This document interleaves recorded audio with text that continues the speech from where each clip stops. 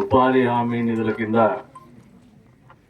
కేటాయింపబడినటువంటి డబ్బులు ఏదైతే ఉందో ఈ రాష్ట్ర ప్రభుత్వం ఏర్పడినటువంటి మొదటి 100 రోజుల్లోనే ప్రతి మండలానికి కూడా 3 కోట్లు కేటాయించడం జరిగింది. అది కూడా కూటమి ప్రభుత్వం అధికారం వచ్చినటువంటి చంద్రబాబు నాయుడు గారి నేతృత్వంలో వచ్చినటువంటి పవన్ కళ్యాణ్ గారి నేతృత్వంలో వచ్చినటువంటి అదేవిధంగా బీజేపీ పార్టీ మోదీ గారి నేతృత్వంలో నడుస్తున్నటువంటి పార్టీ ప్రభుత్వంలో ఉన్నటువంటి పార్టీ ఈ కూటమి ప్రభుత్వం ఏర్పడిన తర్వాత పవన్ కళ్యాణ్ గారు పంచాయతీరాజ్ శాఖ మంత్రిగా ప్రమాణ స్వీకారం చేసిన తర్వాత ఈ రకంగా రాష్ట్ర వ్యాప్తంగా కూడా అన్ని నియోజకవర్గాలకి మండలానికి 3 కోట్ల ఉపాధి హామీ పథకాలు కేటాయించడం అనేది మొదటిగా పంచాయతీరాజ్ శాఖ మంత్రి గారికి ముఖ్యమంత్రి గారికి ధన్యవాదాలు. కాకపోతే మొదటి నుంచి కూడా ఏదో ఇబ్బందికరమైనటువంటి పరిస్థితి. మండలంలో 3 కోట్లు ఇచ్చినప్పుడు పాపం 2,60,00,000 దీన్ని గ్రాంట్ పెడతానే మిగతా నాయకులంతా గ్రామాల్లో గగ్గోలు పెట్టారు. నా మీద బరువు ఏం పడిందంటే 1+1 ఇవ్వాలనే ఆలోచనతోనే మీ మండలానికి ఇంకా ఏదన్నా ఉంటే ఎక్స్ట్రా ఇవ్వండి, మీది కూడా పూర్తి చేస్తామని వాళ్ళకి హామీ ఇచ్చి వాళ్ళ దగ్గర కూడా ప్రపోజల్ తీసుకొని ఆ నిధులు మీకు కేటాయించడం జరిగిందనేది మీకు అందరికీ కూడా తెలియదు. ఈ మాట ఎందుకంటే రాజకీయాల్లో మీరు ఒకసారి గమనిస్తే ఎవరు కూడా 5 ఏళ్లకు మించి నియోజకవర్గంలో రాజకీయాలు చేయలేకపోతున్నారు. సుదీర్ఘకాలం పాటు రాజకీయాల్లో ఉండేటువంటి పరిస్థితులు నాకే కల్పించారు మీరు అందరూ కలిసి.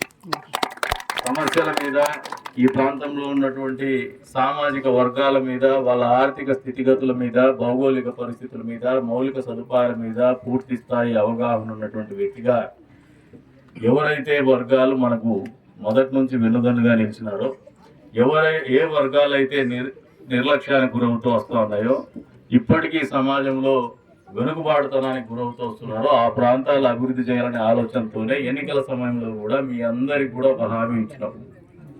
వచ్చే రోజుల్లో మన ప్రభుత్వం రాబోతోంది, మనం కూడా గెలుస్తున్నాం.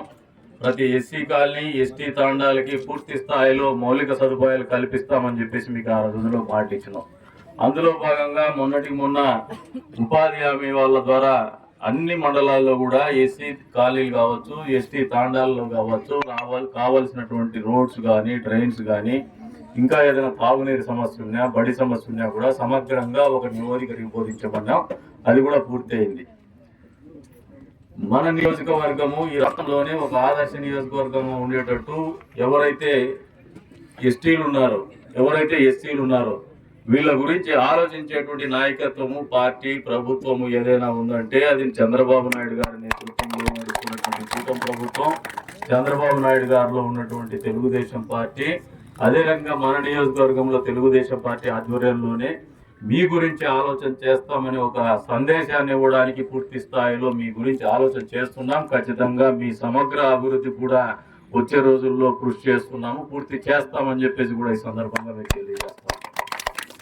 అంతేకాకుండా ఇందాక చెప్పినారు ఆయన 2,60,00,000 చాలని. మామూలుగా చీరిచ్చిన ఆయమ్మ పీట మేము చీరిచ్చిన పీట మోసుకొని తిరుగుతాం దగ్గర. అది కూడా పూర్తి చేస్తామని చెప్పేసి చెప్తున్నాం. ఎందుకంటే ప్రజల అవసరాలు తీర్చడమే ప్రభుత్వాల బాధ్యత.